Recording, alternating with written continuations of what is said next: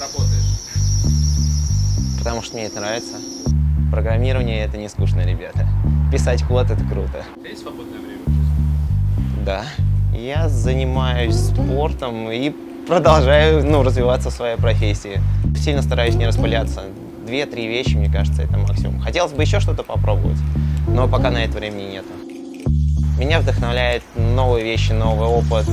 Меня вдохновляет система. То есть, когда все четко и расставлено, ты понимаешь, как это устроено. Можно сказать, что меня вдохновляют ребята, с которыми я работаю. Я равняюсь на кого-то, пытаюсь стать как он через какое-то время, а когда мне кажется, что я стал такой, как он, я просто ищу нового человека, на кого бы я хотел быть в этот момент времени похожим.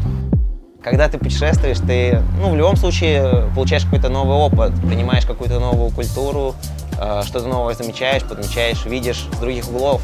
У тебя появляется какая-то почва для роста и пища для этого. И мне кажется, вот именно с путешествиями не так важно то, куда ты едешь или что ты в конце увидишь, а то, что у тебя происходит во время путешествия, в его пути.